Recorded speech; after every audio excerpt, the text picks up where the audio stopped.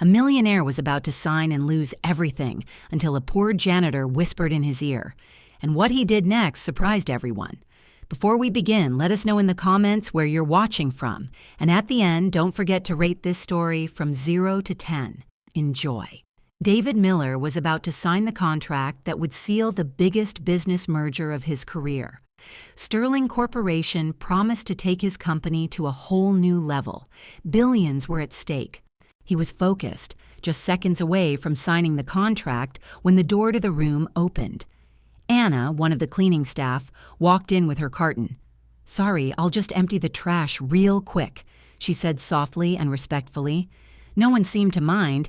They were all too busy celebrating ahead of time. Anna walked over to the trash can next to David's chair. She bent down, pretending to adjust the bags. Then she leaned slightly to the side, bringing her face close to his. That's when she whispered in a barely audible voice, "Don't sign. It's a trap." David froze. His hand stopped just millimeters from the paper. The pen slipped from his fingers and landed softly on the wooden table. "What?" he whispered, stunned. Anna slowly stood up and looked at him seriously, then turned her eyes away as if nothing had happened. She picked up the trash can and started pushing her cart toward the door like it was just part of her routine. But David couldn't take his eyes off her. David? Leandro, his longtime business partner and friend, leaned toward him with a strange smile. "Everything all right, Mr. Miller?" Javier asked from across the table. "Are you ready to sign?" David swallowed hard. The contract was still there, untouched. The folder with the merger details was open in front of everyone. He looked at Leandro's face, then Javier's. And finally at the door, where Anna was just about to leave. The whole world seemed a little off balance. "I need 5 minutes," he said suddenly, standing up abruptly. 5 minutes? Leandro tried to keep his tone light, but his eyes narrowed slightly. "Is everything okay? I need to take care of something," David replied as he walked toward the door. "Mr. Miller, everyone's here. All the terms have been reviewed. There's nothing left to change," Javier protested, starting to sound annoyed. 5 minutes, David repeated firmly. Without waiting for any more objections, he stepped out the door and pushed it closed behind him. Anna was just a few steps down the hallway, pushing her cart. When she heard his quick footsteps behind her, she stopped. "You," David said firmly, pointing at her. "With me now?" She hesitated, surprised, but nodded. They walked in silence to a small break room. David walked in first, and she followed. He shut the door firmly behind them and looked at her with a controlled intensity. "Explain now," he said, arms crossed and eyes locked on hers, "and convince me you're not completely insane for interrupting me like that." Anna stood there holding a trash bag in one hand. "I know how it sounds, but I overheard conversations, things no one else did. They're setting you up." "Who's they?" "Sterling and your partner, Leandro." Her voice shook slightly, but then steadied. "They're using the contract to transfer hidden debts and to stabilize your company. If you sign it, you'll be giving everything away." David stared at her for a long moment. Part of him wanted to laugh. The other part couldn't ignore the chill that ran down his spine. "What's your name?" "Anna." "How long have you worked here?" 8 months on the night shift." "All right, Anna." He stepped closer, his gaze firm. "Let me be clear. If this is a lie, a conspiracy theory, or some attempt to get attention, you're fired on the spot." Anna bit her lip but didn't look away. "I understand and I accept that. But if I stay silent and you lose everything, I'd never forgive myself." David turned his face and looked at his reflection in the glass wall. Chicago kept spinning below, but his world had just cracked. This woman had nothing to gain and everything to lose, yet she was standing there anyway. "Do you have proof?" he asked without looking at her. "I do. Photos, records, screenshots. I can show you tonight." 7 ways. "Right here in this room," he said, nodding toward the space. "Bring everything. If you don't convince me, it'll be your last day here." Anna just nodded. David waited for her to leave before pressing his forehead against the cold wall. Outside, the contract was still waiting for his signature. But now, for the first time in his entire career, he was hesitating. David walked back into the meeting room, his heart pounding. All eyes turned to him as he pushed the door open. Leandro was leaning over the table, speaking quietly with Javier, but straightened up quickly when he saw him. "Did you take care of what you needed?" Leandro asked, his smile not reaching his eyes. "Yes." David walked toward the table but didn't sit down. He looked at the contract, then at the faces around him. "Actually, I think I need to review a few clauses again." "Review?" Javier frowned. "Mr. Miller, we spent weeks going over every detail of this document, and that's exactly why I want to take one last look." David picked up the folder and closed it firmly. "Let's reschedule for tomorrow." The silence in the room was tense. Leandro stood up slowly, his fists pressed against the table. "David, this doesn't make sense.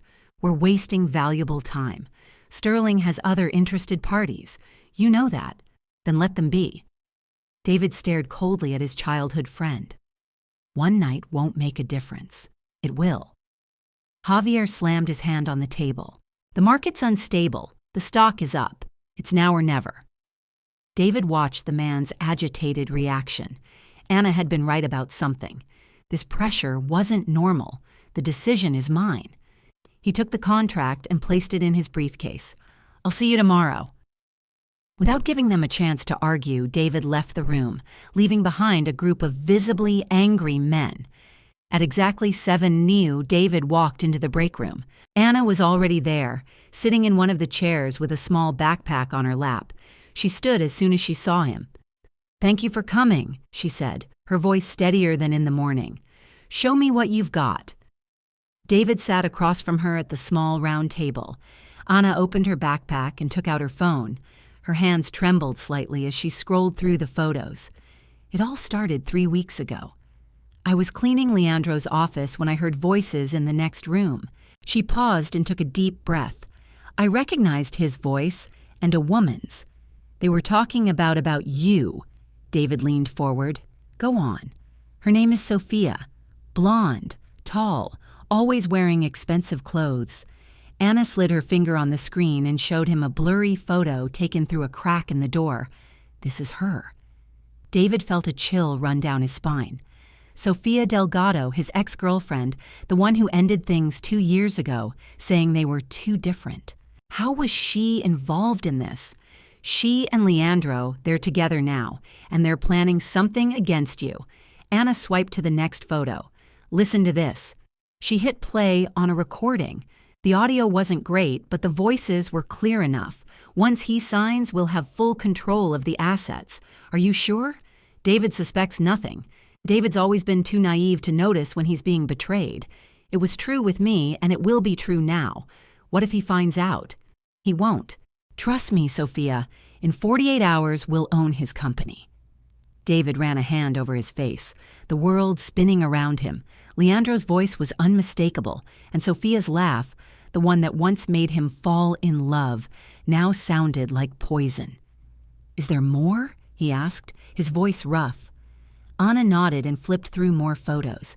Documents snapped in a hurry, contracts with clauses different from the ones David had seen. Bank transfers to accounts he didn't recognize. They changed the original contract. Anna pointed to one of the images. "See this section? In the version you have, it says you'll keep 60% control, but in the real one, the one they'll use when you sign, you're left with only 20%. This is David took the phone and brought it closer. This is document fraud. It's a crime, and that's not all." Anna moved to the next photo. This 15 million transfer happened last week from Sterling's account to Leandro's personal account. David stood up and walked to the window.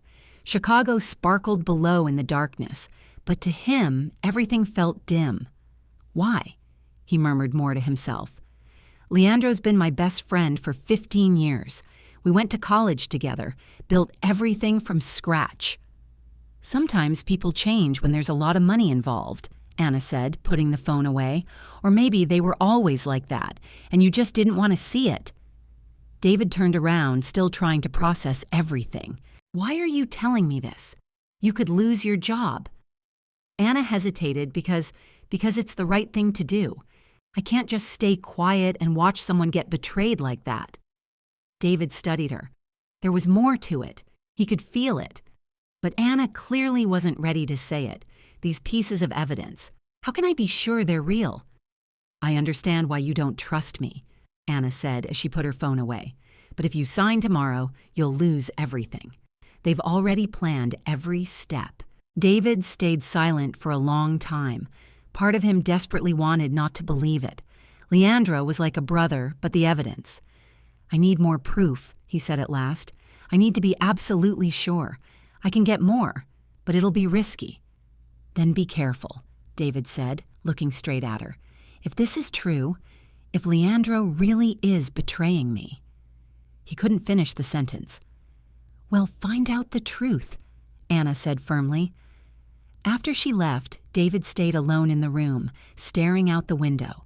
For the first time in 15 years of friendship, he was doubting Leandro, and that doubt was growing inside him. The next morning, David arrived at the office earlier than usual. He had spent the whole night thinking about the evidence Anna had shown him. The images of the forged documents wouldn't leave his mind, nor would Leandro's voice in that incriminating recording. He needed more answers. David went straight to human resources. He asked to see Anna Santos's file. Martha, the HR employee, looked surprised. The cleaning lady's file? She asked, adjusting her glasses. Did something happen? Just a routine check, David lied. I need to confirm a few details. Martha brought him a thin folder. David opened it and his eyes widened when he saw the attached resume. Anna Santos, 28 years old, degree in business administration from Northwestern University, with a specialization in corporate finance. Previous experience in business consulting at McKinsey Company. McKinsey? David murmured, stunned. Excuse me. Martha leaned over to see what he was reading. It's nothing, thank you. David quickly closed the folder and handed it back. He left HR with his mind racing. Anna had worked at McKinsey, one of the most respected consulting firms in the world. How did someone with that resume end up working as a janitor? During lunch, David looked for Anna in the halls. He found her on the 12th floor cleaning the windows in one of the smaller conference rooms. Anna, he said, approaching her, I need to talk to you. She turned around, surprised to see him. Did something happen? Did you find out more about Leandro? Actually, I found something out about you. David crossed his arms. Northwestern University, McKinsey & Company, corporate finance. Anna's face went pale. She dropped the cleaning cloth and took a deep breath. You looked into my file. Why didn't you tell me who you really are? Anna looked around to make sure they were alone before answering. Because it doesn't matter, she said bitterly. It doesn't matter how many degrees I have or where I used to work. To everyone here, I'm just the Latina cleaning lady. But Mackenzie, that's impressive. How did I end up here? Anna cut him off. You want the truth? I worked at McKinsey for 2 years. I was good at it. Really good. But when it came time for promotions, there was always a reason why I didn't move up. David listened closely, noticing the pain in her eyes. First, they said I needed more experience. Then that my communication style didn't match the company culture. Anna gave a humorless laugh. Translation: I was too competent for my position but didn't look the part for a leadership role. That's discrimination. You could have filed a lawsuit. With what money? Anna picked up the water bucket. And who would believe a Latina over a company like McKinsey? David stayed silent, trying to process the injustice. And your family? You mentioned a sister. Maria is 22, Anna said softly. She was born with a congenital heart defect. We need $200,000 for surgery. When I was let go from McKinsey, she paused. Actually, when they asked me to resign, I had to take whatever job I could find. That's why you're here. That's why I'm here. Anna nodded. The health plan covers part of Maria's treatment, and even though the pay is low, it helps with her medication. I can't afford to be unemployed. David felt a tightness in his chest.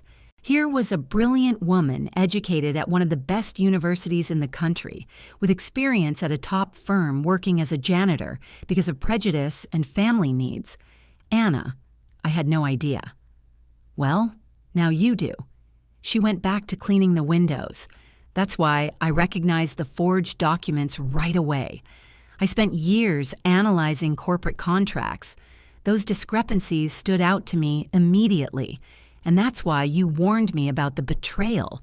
Anna stopped cleaning and looked straight at him. Partly, yes, but also because she hesitated. Because you're different from the other executives here. I've been watching you for months.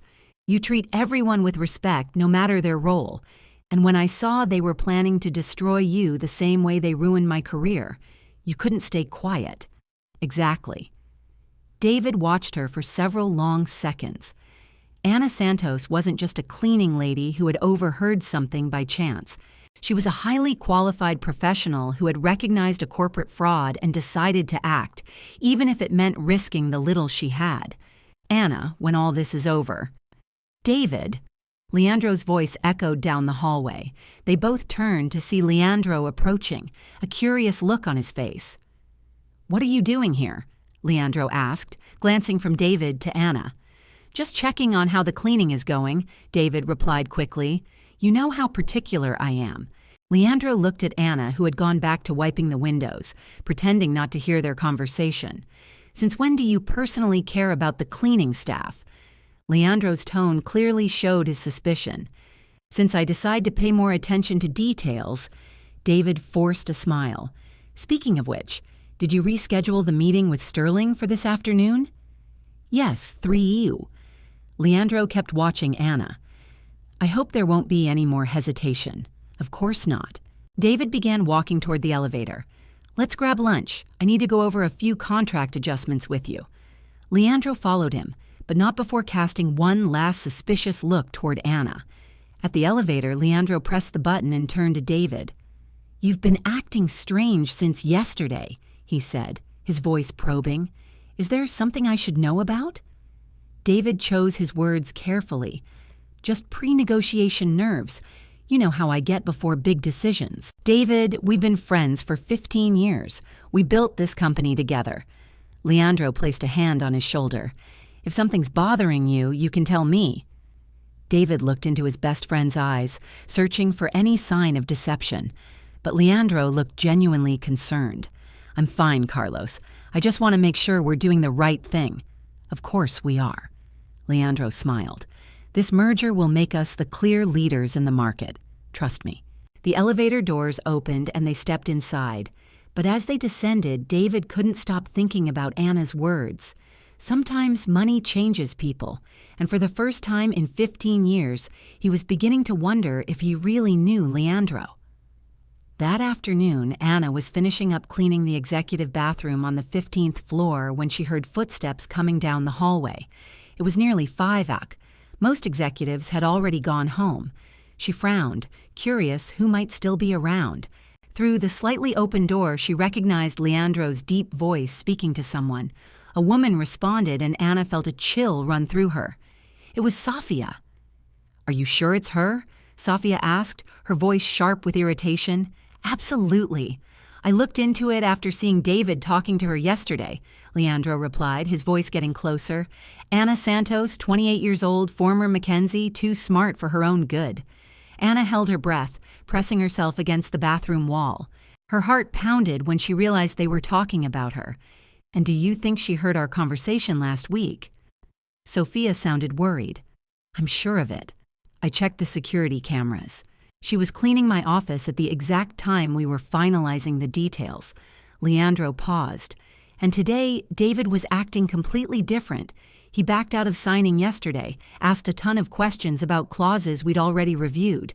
Damn." Safia's voice rose in panic. "If David finds out about us, about the money we transferred, he won't. Not if we act fast." Leandro cut her off. "I need to get rid of the cleaning lady before she causes more problems." Anna covered her mouth with both hands, trying to control her breathing.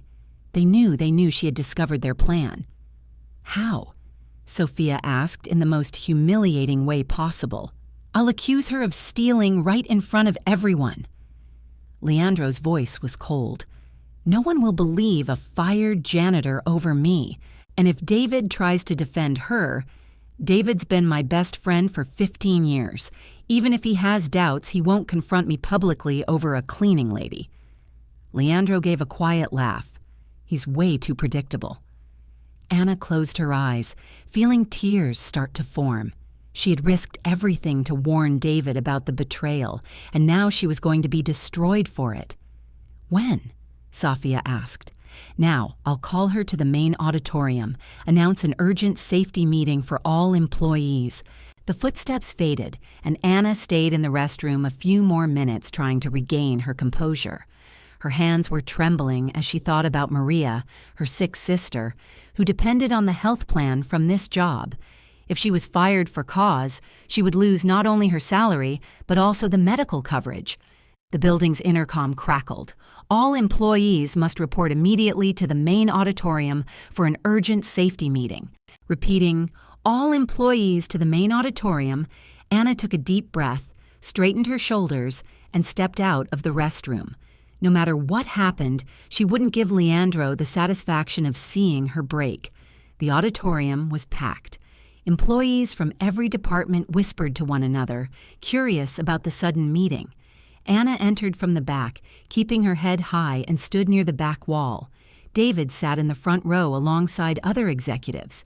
He looked around the auditorium, and for a brief moment their eyes met. Anna saw confusion in his face, as if he didn't know the reason for the meeting either. Leandro stepped onto the stage carrying a manila folder. His face was serious, almost grim. "Thank you all for coming on such short notice," his voice echoed through the microphone. "Unfortunately, I need to address a very serious issue involving the security of our company." A nervous murmur spread through the room. Yesterday, we discovered that confidential documents were photographed and removed from the executive offices. Leandro paused for effect. This is not only a breach of contract, but also a case of corporate espionage. Anna felt a chill run through her. She knew exactly where this was going. After a detailed investigation with our security team, we've identified the person responsible. Leandro looked directly at Anna. Anna Santos from the cleaning staff. "Would you please come forward?" All eyes turned to Anna. She felt hundreds of stares on her, some curious, others already judging. Her legs were shaking, but she walked to the front of the room, keeping her dignity despite the humiliation she knew was coming. "Miss Santos," Leandro continued, his voice taking on a cold, authoritative tone. "Photos of confidential company documents were found on your phone. How do you explain that?" Anna looked at David sitting in the front row. He seemed shocked, caught between surprise and confusion. She could see the struggle in his eyes. Anna began, but Leandro cut her off. "In addition," he said, "security cameras show you entering executive offices outside of your scheduled cleaning hours." He opened the folder and pulled out printed photos. These images were taken last week. The photos were passed along the front row. Anna saw David take one, and his face twisted into what looked like disappointment. "Miss Santos, theft of intellectual property is a federal crime," Leandro said, stepping closer to her on the stage. "However, given your previously clean record, we're offering termination for cause instead of involving law enforcement." "This isn't fair," Anna finally found her voice. "I was trying to protect." "Protect what?" Leandro interrupted harshly. "Your own interests. Were you planning to sell this information to our competitors? No, I was protecting Mr. Miller from enough." Leandro slammed his fist on the podium. "I won't allow a dishonest employee to defame this company or its executives." Anna looked at David in desperation, silently pleading for him to say something to defend her. But David remained silent, his face a mask of inner conflict. "Security, please escort Miss Santos out of the building," Leandro signaled to two uniformed guards. "She is no longer permitted on our premises." "David!" Anna cried out as the guards approached. "You know I was trying to help. You saw the evidence." David stood up slowly, and for a moment Anna thought he was finally going to speak, that he would stand up against the injustice happening right in front of him. But then he looked away, his jaw tight. "I'm sorry it's come to this, Anna," he said softly, almost in a whisper, "but the evidence is very clear." Anna's heart shattered. the man she had risked everything for, the one she tried to save from devastating betrayal, was choosing to believe his betrayer. "David, please." Her voice broke. "You know who I really am. You know I would never." "That's enough, Miss Santos." Leandro stepped down from the stage and walked toward her, a cruel smile on his face. "The act is over."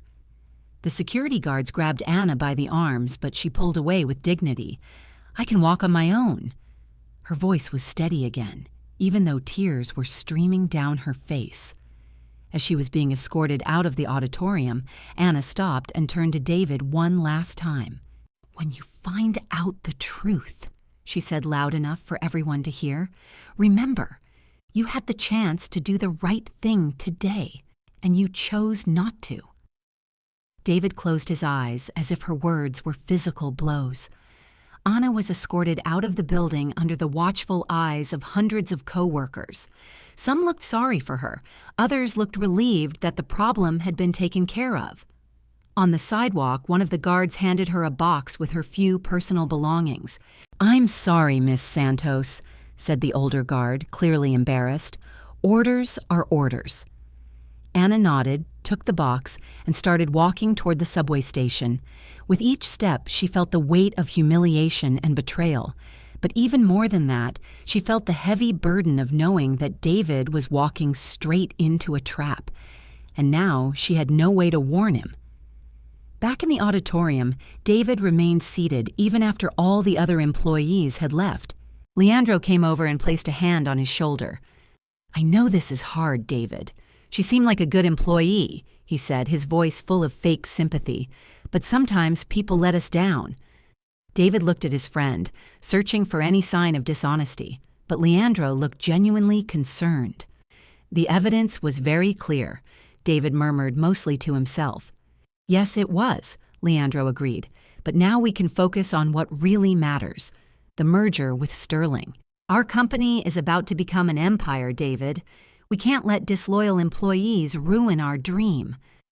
David nodded slowly, but a part of him, a small but persistent part, couldn't forget the honest desperation in Anna's voice when she called his name. "Shall we reschedule the signing for tomorrow morning?" Leandro asked. "First thing, no more delays." "Yes." David stood up, still trying to process everything. "First thing." As he left the auditorium, David couldn't shake the feeling that he had just made the biggest mistake of his life. And somewhere in the city, Anna Santos walked the streets of Chicago, carrying a box of belongings and a broken heart, still determined to find a way to save the man who hadn't been able to save her. David couldn't sleep at all that night. The image of Anna being escorted out of the building wouldn't leave his mind. The desperation in her voice, the way she called out his name, begging him to stand up for her, and he had stayed silent. At 3 a.m. in the morning, he gave up trying to sleep. He got dressed quickly and drove to the office. The building was empty with only the night guards patrolling the halls. David used his access card to take the executive elevator. Something about Leandro's accusations didn't make sense. Anna had shown deep knowledge of corporate contracts, had spotted discrepancies that only someone with financial experience would notice. Why would a woman with that kind of expertise try to sell company secrets? And why would she risk everything to warn him about a betrayal if she was involved in corporate espionage? David reached his office and turned on his computer. He decided to investigate on his own. He started by reviewing the merger files with Sterling Corporation. He opened every document, every spreadsheet, every attached contract. Everything seemed normal at first glance, but Anna had mentioned hidden clauses. If they were real, David knew they would be hard to find. 3 hours later, he found the first irregularity. In the main contract on page 47, there was a reference to Addendum C that David had never seen before.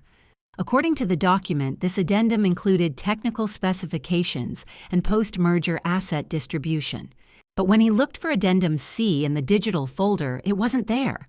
Intrigued, David accessed the company's main server. He used his CEO credentials to browse the most protected files. Finally, in an encrypted folder he had never seen before, he found what he was looking for: Addendum C, Post-Merger Asset Distribution. David opened the file and felt his blood run cold. According to the document, after the merger, 80% of Miller Technologies' assets would be transferred to a subsidiary called Sterling International Holdings. David had never heard of this company. He kept reading and found out that Sterling International Holdings was registered in the Cayman Islands and had only two main shareholders, Leandro Vega and Sofia Delgado. "This can't be," David murmured, reading the document 3 more times just to be sure. But it was all there, in small print and complex legal terms. The plan was both clever and cruel. David would sign the contract thinking he was keeping majority control of the company, when in fact he'd be handing over almost everything to a shell company secretly controlled by his best friend and his ex-girlfriend. David printed the document and kept digging. Using his CEO credentials, he accessed the company's banking records. What he found confirmed his worst fears. In the last 2 months, several so-called merger preparation transfers had been made, totaling $23 million. The money had supposedly gone to Sterling Corporation accounts, but David noticed something strange. The account numbers didn't match the ones listed in the original contract.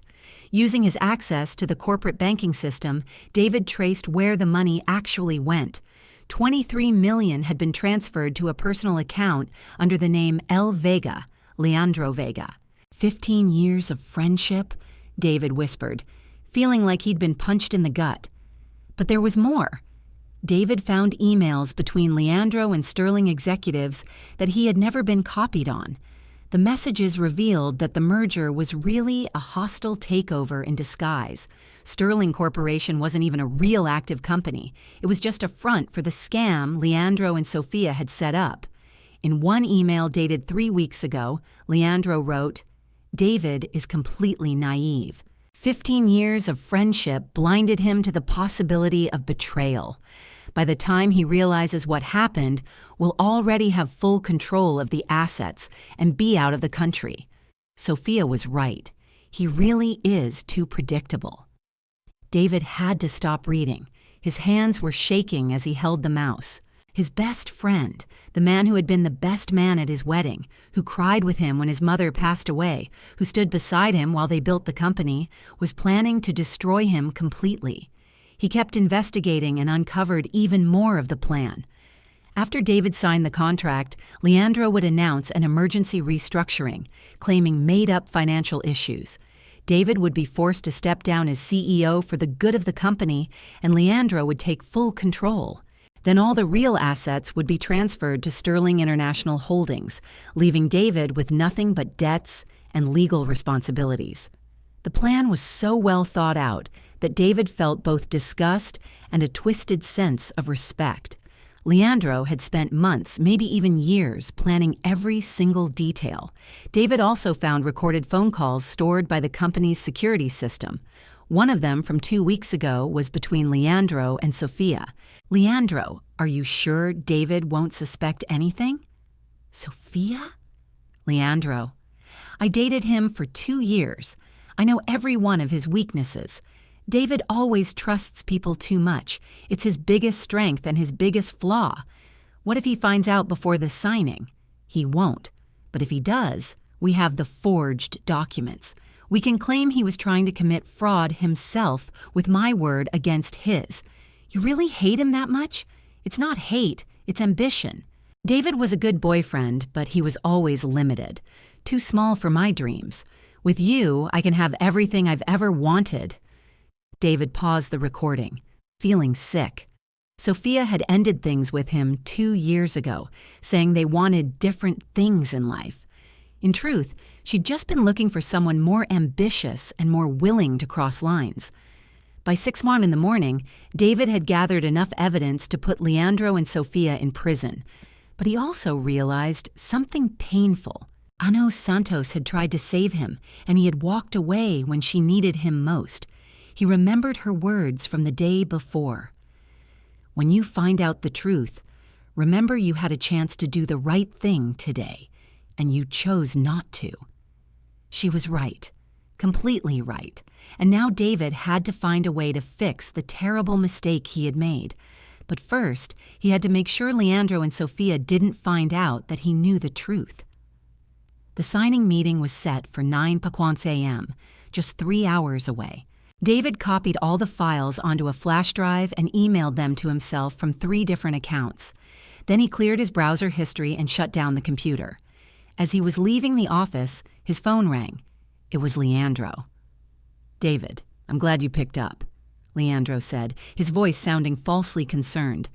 "I couldn't sleep after what happened yesterday with the cleaning lady. I know it shook you up." "I'm okay," David replied, trying to keep his voice steady. "It was tough, but you were right.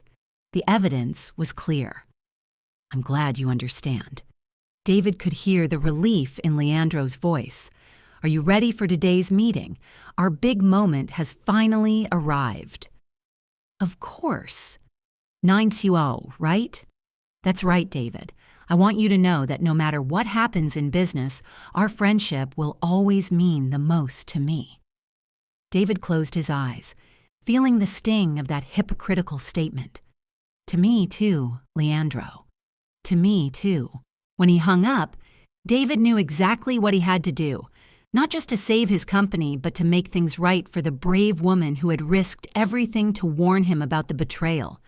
Ana Santos had tried to save him. Now it was his turn to save her. But first, he had to find her. And after humiliating her in front of everyone the day before, David wasn't sure she'd be willing to speak to him again. Looking out the window of his office, watching Chicago wake up under the morning sun, David Miller prepared for the most important fight of his life. A fight not just for his company, but for his own soul. Because he had learned a painful lesson. Sometimes the most important people in our lives are the ones brave enough to tell us the truth we don't want to hear. And Ana Santos had done exactly that. Now it was time to honor her courage with his own. David canceled the meeting with Sterling Corporation, claiming a family emergency. Leandro was furious, but David didn't care. He had more important things to take care of. Using HR records, David found Anna's address, 847 Lincoln Street, apartment 2B, in the Pilsen neighborhood on Chicago's South Side. It was one of the city's poorer areas, mostly Latino, where many immigrant families worked hard to get by with low-paying jobs. David had never set foot in Pilsen before. As he drove down the narrow streets, he couldn't help but notice how different it was from the world he knew. Old brick buildings with rusty fire escapes, small shops with signs in Spanish, children playing on cracked sidewalks.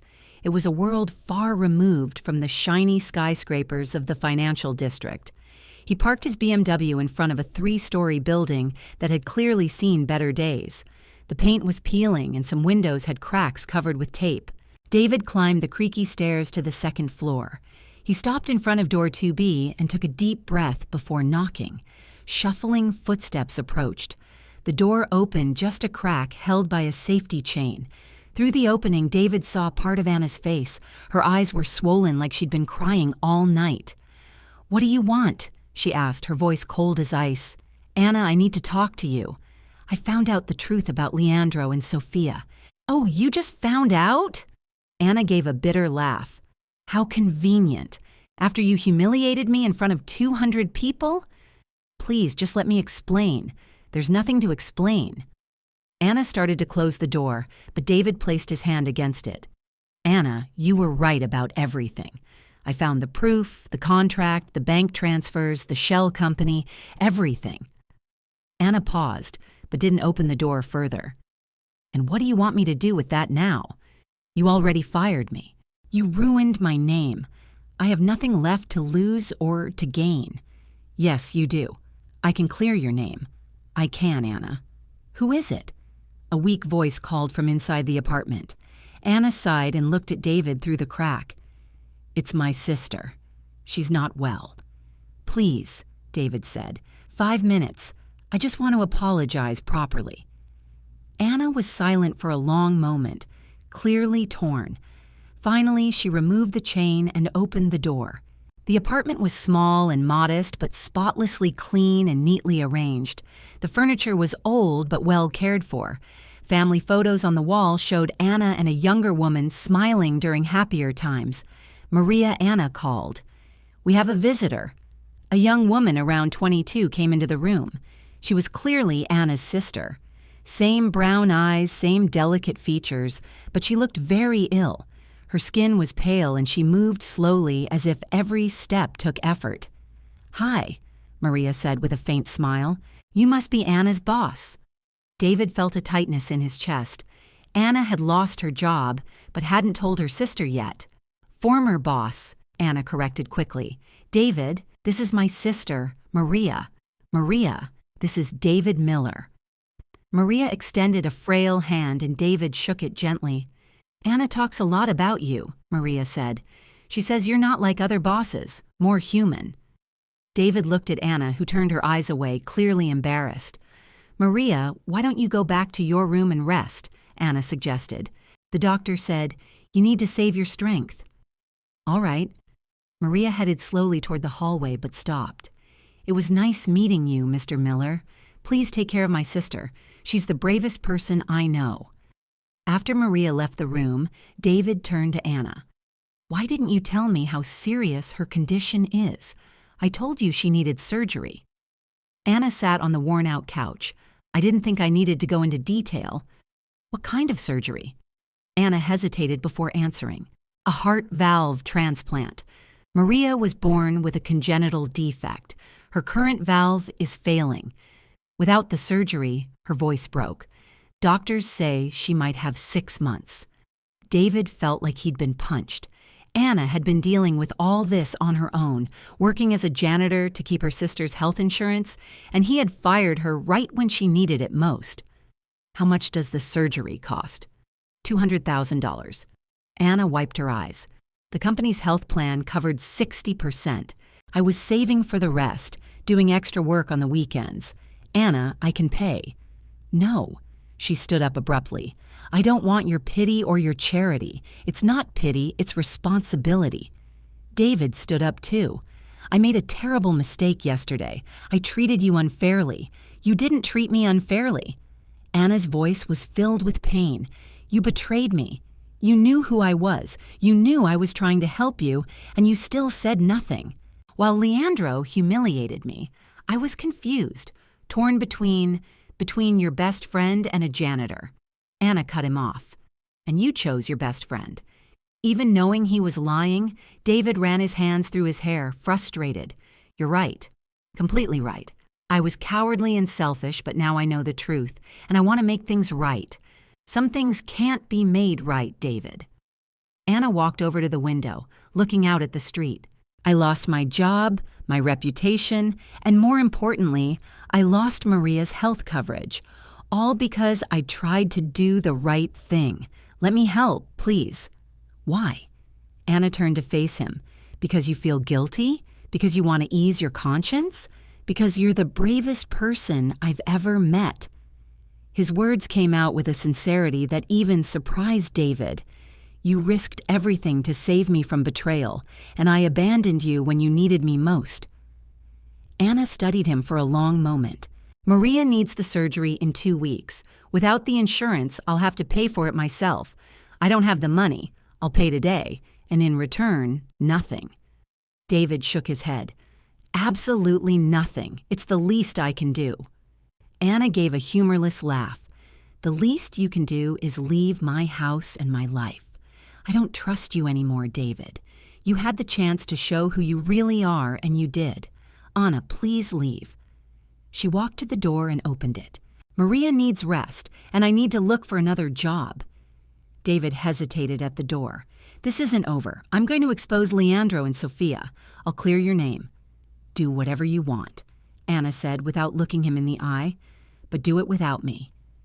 David walked out of the apartment with a heavy heart. As he went down the stairs, he heard the door close behind him and the lock turn.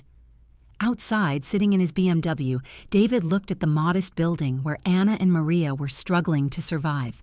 He had uncovered Leandro's betrayal, but had lost something much more valuable: the trust of the only person who had tried to save him. Now he had to find a way to earn that trust back. because he was starting to realize that Anna Santos wasn't just the key to exposing the betrayal. She was becoming the most important person in his life. Over the next 3 days, David couldn't stop thinking about Anna and Maria. He had postponed the merger with Sterling Corporation indefinitely, citing the need for more legal reviews. Leandra was becoming more and more nervous and pushy, but David managed to buy time. Meanwhile, he quietly looked for ways to help the Santos sisters without Anna finding out. He couldn't just show up at their door with a check. Anna had made it clear she wouldn't accept direct help from him. On Wednesday morning, David had an idea. He called Northwestern Memorial Hospital, where Maria was being treated, and managed to speak with Dr. Rodriguez, the cardiologist in charge of the case. Dr. Rodriguez, my name is David Miller. I'd like to discuss Maria Santos' case. I'm sorry, sir, but I can't share patient information with unauthorized individuals. I completely understand. David chose his words carefully. I'm not asking for medical details. I'm interested in making an anonymous donation to cover the cost of her surgery. There was a pause on the other end. An anonymous donation? Exactly. $200,000. I'd like the family to believe it came from a medical scholarship or social support program, something that wouldn't raise suspicion. Mr. Miller, that's extremely generous. May I ask what your relationship is to the patient? Let's just say I owe the Santos family a great deal. David paused. Is it possible to arrange this without revealing my name? Yes, we have an anonymous donor program for cases like this. I can schedule the surgery for next week if the funds are in place. They will be. I'll transfer the money today. On Thursday afternoon, Anna got a phone call that changed everything. Miss Santos. Dr. Rodriguez's voice sounded cheerful. I have wonderful news about Maria. Anna felt her heart race. Is she okay? She's stable.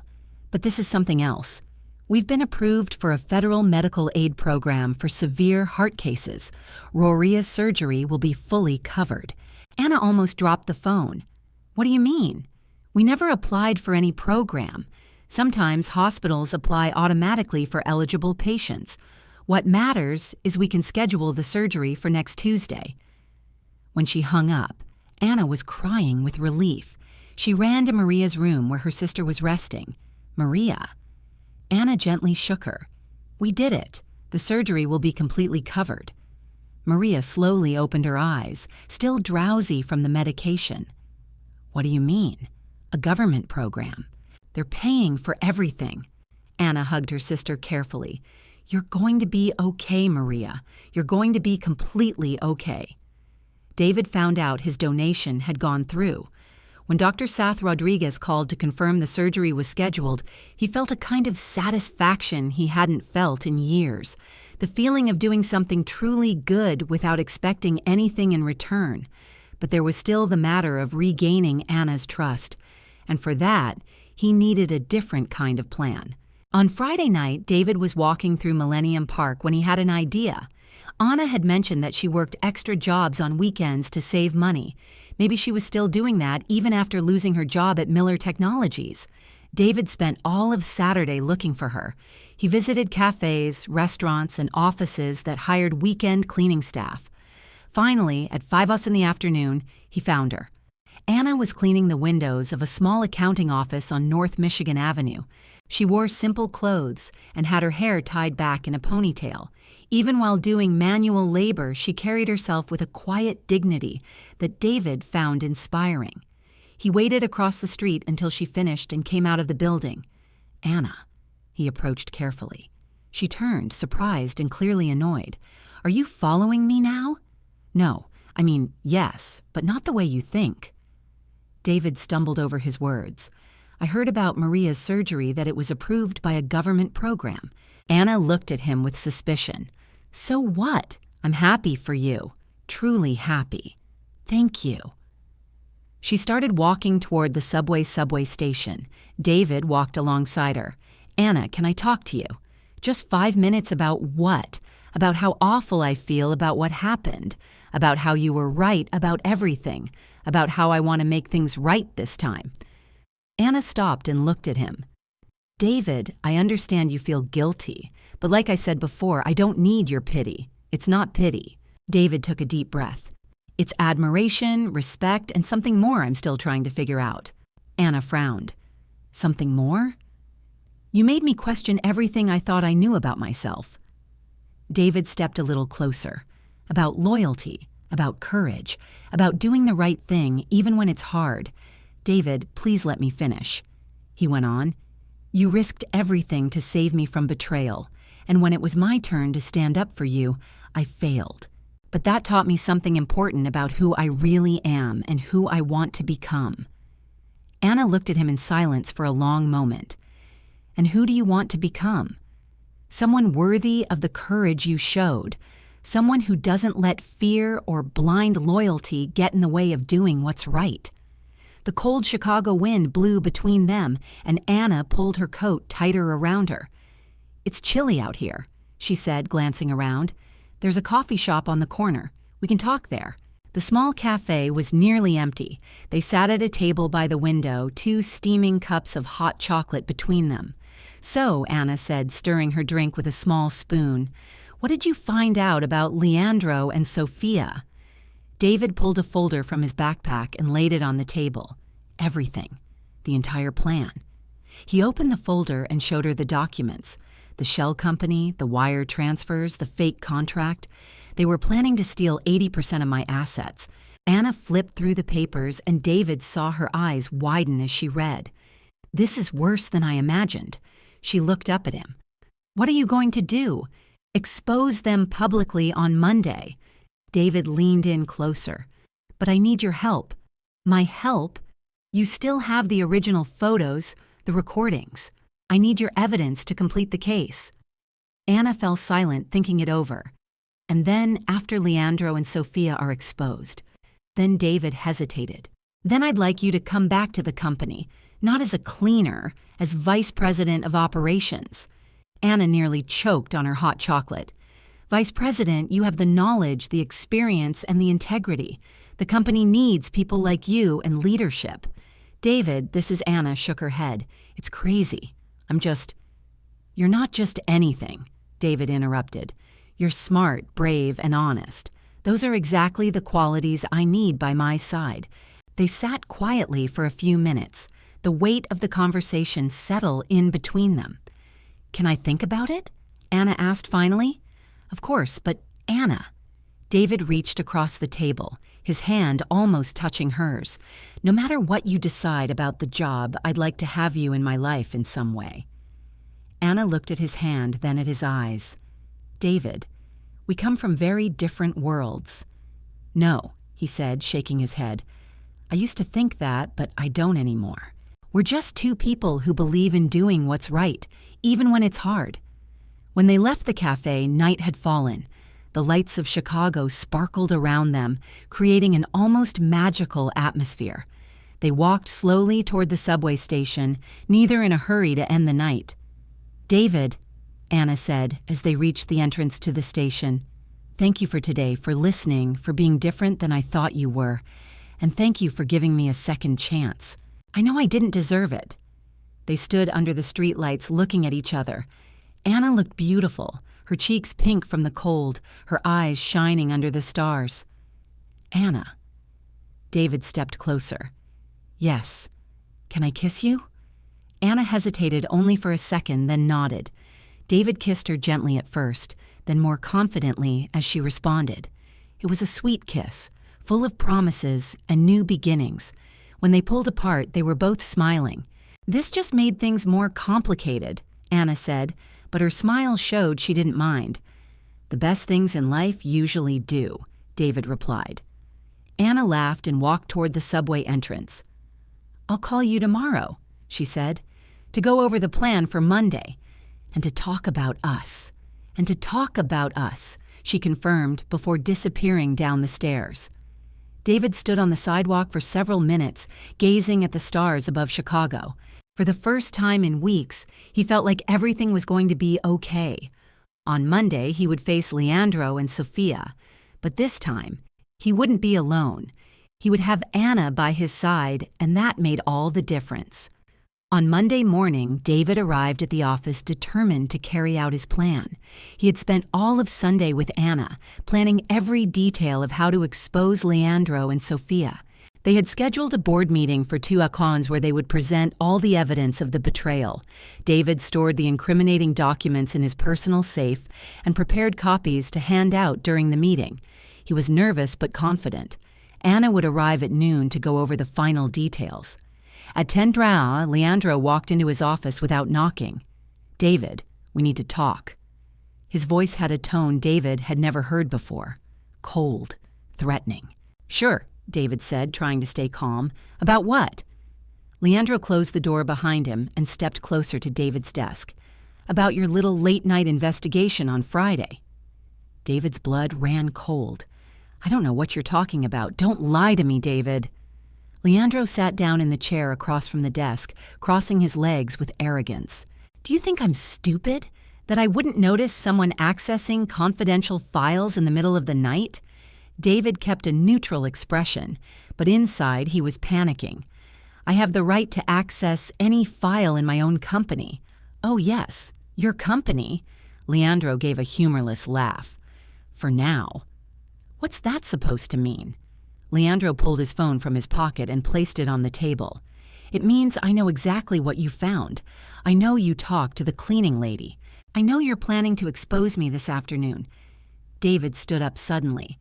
How do I know?" Leandro interrupted. "David, you're even more naive than I thought. You think I don't have people keeping me informed about your every move?"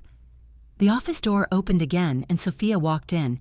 She looked perfect as always, but there was something cold and cruel in her eyes that David had never seen before. "Hello, David." She walked over and kissed Leandro on the cheek. "I missed you over the weekend." "Sophia." David looked at her confused.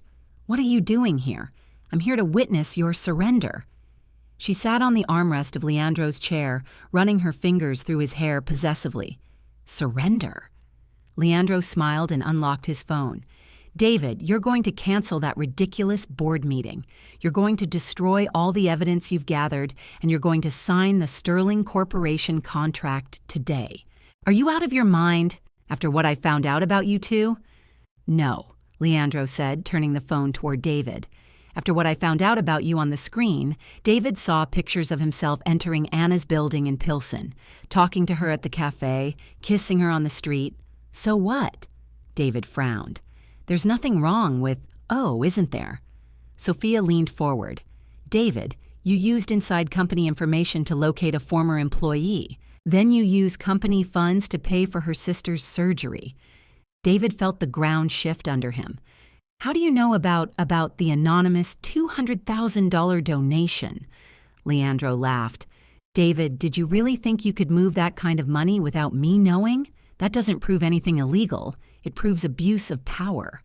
Sophia pulled a folder from her purse. "It proves you were romantically involved with an employee who had access to sensitive information. It proves you paid a large amount of money to influence a witness." David grabbed the documents and flipped through them.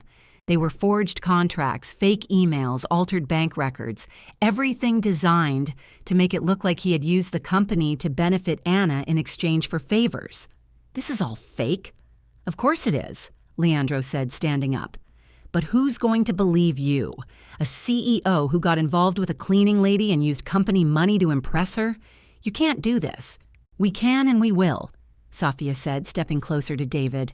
"Unless you cooperate." David looked at Leandro and Sophia, 2 people he had once loved and trusted completely, and now he saw that he had never really known them. "What do you want?" "I already told you," Leandro said, sitting back down. "Cancel the meeting, destroy the evidence, sign the contract. And if I don't?" Leandro tapped his phone again and showed David another photo. It was Anna and Maria leaving the hospital after an appointment. "Then Miss Santos and her sick sister will find out what happens to people who stick their noses where they don't belong." David felt pure rage run through him. "Don't you dare threaten them. It's not a threat, David." "It's a promise," Leandro said, putting his phone away. "I have contacts all over Chicago. One phone call for me and Anna Santos won't find work anywhere. And her little sister. Well, accidents happen, especially with people in poor health. You're a monster. I'm a businessman, Leandro said, adjusting his tie. And you, my old friend, are a problem that needs to be dealt with. David looked at Sophia, searching for some trace of the woman he had fallen in love with years ago. Sophia, do you really agree with this? Threatening innocent people? Sophia laughed, a cold, calculated sound. David, you were always so romantic, so idealistic. She stepped closer to him. Do you really think I broke up with you because we weren't compatible? Didn't you? I broke up with you because you were poor. Her words hit like a slap. Well, not poor exactly, but limited. You were building a small company, dreaming small. Leandro offered me the chance to be truly wealthy. David stared at her, stunned. You never loved me. I loved your ambitions. I loved the potential of what you could become, Sophia said, touching his face with fake tenderness. But when I saw that Leandro was willing to do whatever it took to succeed while you clung to your moral principles, well, the choice was obvious. Moral principles? David pulled her hand away. You say that like it's a bad thing. In the business world, it is, Leandro said as he stepped closer. David, you built a $500 million company while limiting yourself with ethics and morals. Just imagine what you could have achieved if you'd been a little more flexible. I don't want to achieve anything that way. And that's why you'll lose everything, Sophia said, moving to stand next to Leandro. Because in the end, people like you always lose to people like us. David looked at the two of them, holding hands, smiling with cruelty. 15 years of friendship with Leandro, 2 years in a relationship with Sophia, all built on lies. You have 1 hour to decide, Leandro said, checking his expensive wristwatch. Noon, either you sign the contract or we destroy you and everything you care about. And Anna, David asked, if I cooperate, will you leave her alone? If you cooperate and keep your mouth shut, Anna Santos and her sister can go on living their small, insignificant lives in peace, Leandro said, opening the door. But if you try to cross us again, he didn't finish the sentence, but the threat was clear.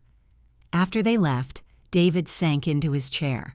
He looked out the window at Chicago, the city he'd called home for most of his adult life. Now it felt cold and unfamiliar. His phone rang. It was Anna. David, I'm arriving at the building. Is everything ready for the meeting? David closed his eyes. If he told Anna the truth, he'd be putting her and Maria in danger. But if he lied, David, are you there? I'm here, he said, his voice rough. Anna, about the meeting. Yes. David looked at the folder with the evidence on his desk. Then he looked at the forged documents Sophia had left. 2 versions of the truth. One that could save his company, the other that could protect the woman he was beginning to love. I need to cancel it. Cancel? Why? Legal complications. We need more time. There was silence on the other end. David, are you okay? You sound strange. I'm fine, he lied, hating himself for it. Just a change of plans. All right, talk later. Of course. David ended the call and buried his face in his hands. For the first time in his adult life, he felt completely defeated. Leandro and Sophia had won, and he didn't know how to fight people who were willing to threaten the innocent. Outside, Anna stood on the sidewalk in front of the Miller Technologies building, looking up with a strange feeling that something was very wrong. Inside the office, David stared at the contract from Sterling Corporation.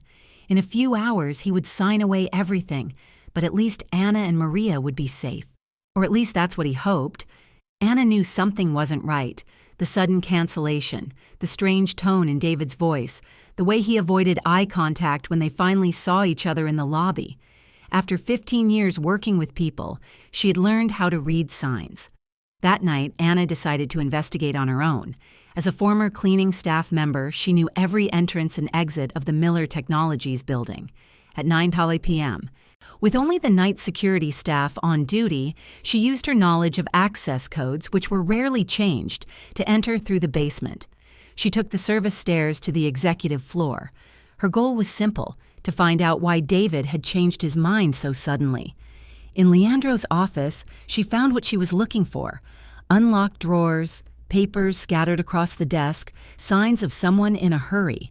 Anna took pictures of everything with her phone. Fake contracts with David's signature, fabricated emails, manipulated bank records.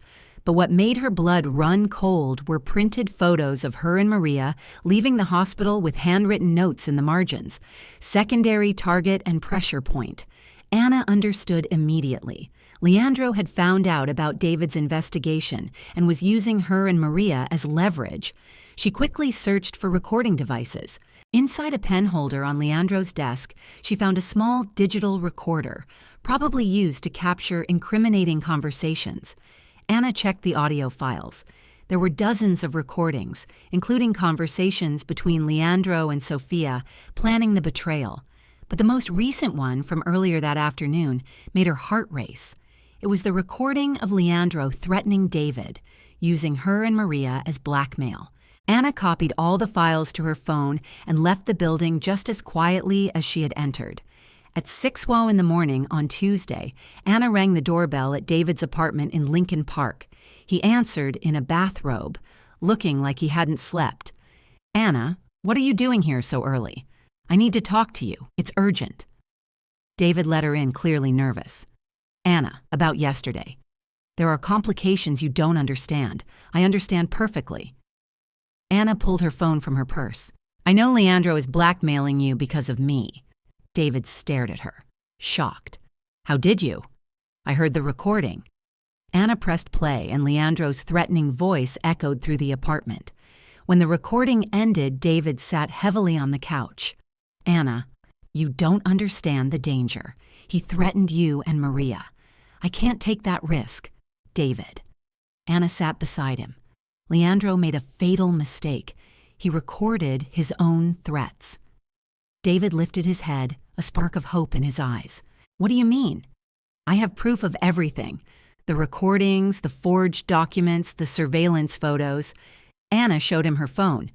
"We have enough to bring them down completely. But what about the threats? If we expose them, they can't hurt us if they're behind bars." Anna took David's hands. "Trust me.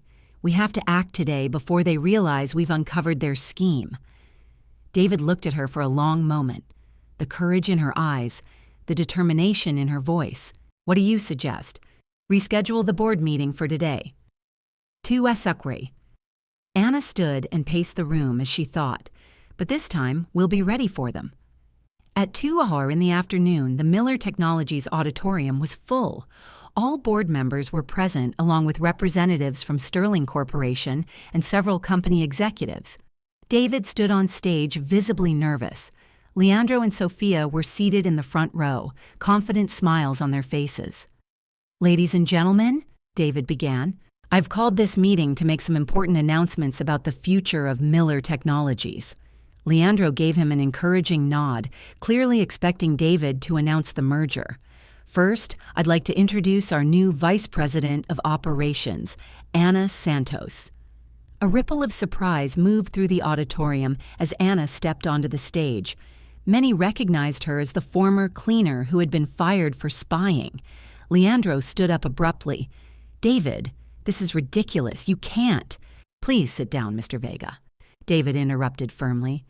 "You'll have your chance to speak soon." Anna stepped up to the microphone. "Good afternoon. I know many of you remember the unfortunate circumstances of my last appearance in this auditorium." Her voice was steady and clear. "Today I'm here to reveal the truth behind those events." Anna turned on a projector and the first image appeared on the screen. The forged Sterling Corporation merger contract. This is the version of the merger agreement that was shown to Mr. Miller. Anna pointed to the numbers on the screen. According to this document, David Miller would retain 65% control of the company after the merger. She changed to the next slide. And this is the actual version of the contract, the one they intended to use at signing. Here, David Miller would retain only 15% control. The room erupted in murmurs. Leandro had gone pale. "This is outrageous." Sophia stood. These images are fake. Are they? Anna gave her a cold smile. Then maybe you'd rather hear this. She pressed play on the sound system. Leandro's voice echoed clearly throughout the auditorium. David is completely naive. 15 years of friendship blinded him to any possibility of betrayal. By the time he realizes what's happened, we'll have full control of the assets and be out of the country. The room fell completely silent. All eyes turned to Leandro, who was clearly panicking. That was taken out of context, he stammered. Was it? Anna moved on to the next recording, and this Safia's voice filled the auditorium. It's not hate, it's ambition. David was a good boyfriend, but he was always limited. Too small for my dreams. With you, I can have everything I ever wanted. Safia was furious, but tried to stay composed. These recordings are illegal. They were obtained without consent. Actually, Anna turned to her. They were taken from a recording device found in Mr. Vega's office, a device he used to record his own conversations. David stepped back up to the microphone. There's more. He nodded to Anna, who projected the bank records onto the screen. 23 million transferred from Miller Technologies accounts to Mr. Vega's personal accounts, Anna pointed out.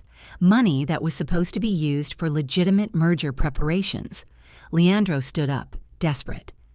David, we've been friends for 15 years. Are you really going to believe this? This brave woman who risked everything to save me from betrayal. David interrupted. Yes, Leandro, I'm going to believe her because unlike you, she never lied to me. Mr. Roberto, the main representative of Sterling Corporation, stood up. Mr. Miller, Sterling Corporation had no knowledge of these irregularities. We are a legitimate company that was deceived by dishonest representatives. We completely understand. David nodded. In fact, we'd like to discuss a legitimate merger with you in the future. On honest terms, Leandro looked around the auditorium, seeing only faces full of disapproval and disgust. At last, his mask of being a respectable executive had fully dropped. You know what? He said with a bitter laugh. I don't regret a thing, David. You're always too weak to do what needed to be done. You deserve to lose everything, and you deserve what's coming to you, said a new voice echoing through the auditorium. Everyone turned to see Detective Johnson from the Chicago police entering with two other officers, Leandro Vega and Sofia Delgado. You are under arrest for corporate fraud, document forgery, and attempted extortion. As Leandro and Sofia were handcuffed, the auditorium broke into applause. Anna smiled at David, who returned the look with deep gratitude. And something more. How did you know to come here? David asked the detective. Miss Santos contacted us this morning with the evidence, the detective replied with a smile. Cases like this with such clear proof are a prosecutor's dream. As Leandro and Sofia were escorted out, Leandro shouted at David, This isn't over. I have lawyers. I have contacts. You had them? David replied calmly. Now all you have is a jail cell. When the auditorium finally emptied, David and Anna were left alone on stage. So Anna said with a smile, How was my first day as vice president? Unforgettable. David pulled her into his arms. Anna, you saved me in every possible way. We saved each other, she said, gently touching his face. Together. David kissed her right there on the stage where just hours earlier his life had nearly been torn apart. Now, with Anna in his arms, he felt like he was finally building something real. And now? Anna asked when their kiss ended. Now. David smiled. We have a company to rebuild and a life to build together. Outside the building, the sound of police sirens faded into the distance, carrying away 15 years of false friendship and 2 years of fake love. But inside the building, something true and beautiful was just beginning. 2 weeks after the confrontation, Anna was finishing her review of the financial reports in her new office, a spacious room on the same executive floor as David's, with a view of Lake Michigan. As vice president of Miller Technologies, she had already implemented changes that were showing impressive results. A soft knock on the door pulled her from her thoughts. Come in, she said without looking up from the documents. Madame Vice President, do you have a minute for your CEO? David's playful voice made her smile. I always have time for my boss. Anna finally looked up and was surprised. David was holding a bouquet of red roses. What's this? An apology. David walked over to her desk. I know you've been working nonstop these past 2 weeks, and I haven't shown enough how much I appreciate everything you've done. Anna stood up, touched by the gesture. David, you don't have to. I do. He handed her the flowers. Anna, you didn't just save my company, you saved my life. You helped me see the man I truly want to be. You were already a good man. You just needed to learn to trust the right instincts. David smiled and checked the time. It's 5:30. How about we get out of here? I have a surprise for you. David drove through the streets of Chicago in silence, a mysterious smile on his face. Anna tried several times to guess where they were going, but he simply said it was a surprise. Finally, they stopped at North Avenue Beach. The October sun was setting over Lake Michigan, painting the sky in shades of orange and pink. What are we doing here? Anna asked as they walked along the sand. Do you remember the first time we really talked? David stopped and turned to her. In the break room when you showed me the evidence. Of course. You said if I was lying, it would be my last day at the company. And you said if you stayed silent and I lost everything, you'd never forgive yourself. David took her hands. Anna, that night you showed me what real courage looks like. Anna felt her heart race. There was something different in David's voice, an intensity she had never heard before. David, let me finish, he said, taking a deep breath. All my life I thought I knew what success meant. Money, power, recognition. But when I almost lost everything, I realized none of that matters without the right person by your side. David let go of her hands and, to Anna's surprise, knelt down in the sand in front of her.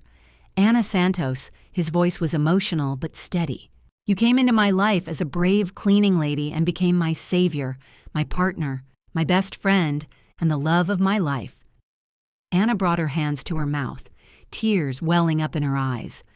You taught me that a person's true worth isn't in the job they hold, but in the character they show.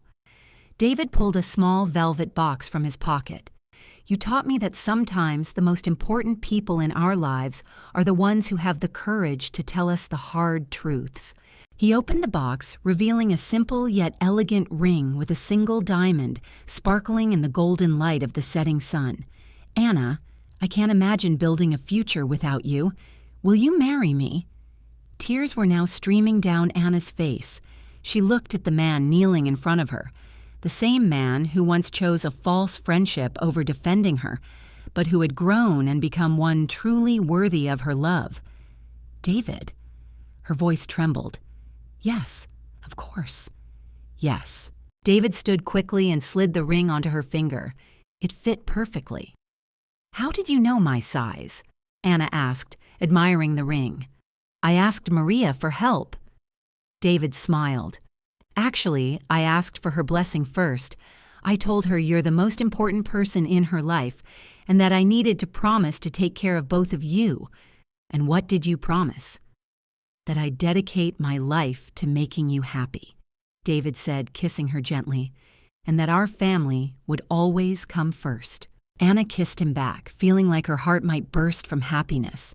In the background, the waves of Lake Michigan rolled gently onto the shore, and the first stars began to appear in the Chicago sky. I love you, David Miller, she whispered. And I love you, future Mrs. Anna Miller. 3 months later, autumn in Chicago had painted the trees in Millennium Park with golden and red tones. Anna stood in front of the mirror in her new apartment. She and David had moved in together the month before, adjusting the simple but elegant wedding dress she had chosen. You look absolutely radiant, Maria said as she entered the room. Her heart surgery had been a complete success, and she looked healthier and more vibrant than ever. Nervous, Anna admitted. It's strange. When David proposed, I was so sure. But now on the day now, you're realizing you're marrying the man you love and becoming part of a beautiful family, Maria said, straightening her sister's veil. Anna, you deserve all this happiness. Dr. Rodriguez arrived with Maria's latest test results: perfect heart function, excellent outlook. The sisters hugged, crying with relief and joy. An hour later, Anna walked down the glass aisle at the Lincoln Park Conservatory.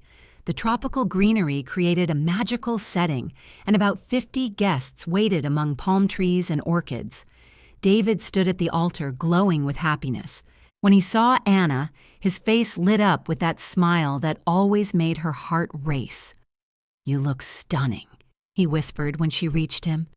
"And you look perfect," Anna whispered back. Reverend Williams began the ceremony, speaking about love, courage, and second chances. When it was time for the vows, David spoke first. "Anna, you came into my life whispering a truth I didn't want to hear. You taught me that real strength comes from integrity and that true love is built on trust and mutual respect. I promise to be worthy of your courage every day of our lives." Anna wiped away a tear before speaking. "David, you've shown me that some people really do change, that some men truly keep their promises. I promise to stand by your side as your partner in everything through joy and hardship." When they exchanged rings and kissed as husband and wife, the conservatory erupted in applause. At the reception, Don Roberto gave a toast to the company's success. In the 3 months since Anna had become vice president, Miller Technologies had grown by 30% and secured major partnerships. "So what's next for the future?" asked Martha from HR. Anna looked at David, then at Maria, who was happily dancing. "Well," Anna said with a mysterious smile, "there's actually one surprise we haven't shared with anyone yet." David looked at her, curious. "David, I'm pregnant," Anna said, gently touching her stomach. 6 weeks. Silence gave way to an explosion of joy. David lifted her into his arms and spun her around as everyone clapped and cheered. Later, on the rooftop of the hotel where they would spend their honeymoon, David and Anna stood holding each other, looking out at the lights of Chicago below. From janitor and CEO to husband and wife expecting a child, Anna said, "What an incredible journey." "The best part," David said, kissing the top of her head, "is that our story is just beginning." "David." Anna turned in his arms. "Yes, thank you for becoming the man I always knew you could be. Thank you for never giving up on me." They kissed under the stars of Chicago. What did you think of Anna and David's story? Share your thoughts in the comments. On a scale from 0 to 10, how would you rate this story? Don't forget to subscribe and turn on notifications to keep up with all our stories. And check out more inspiring stories by clicking right here on the end.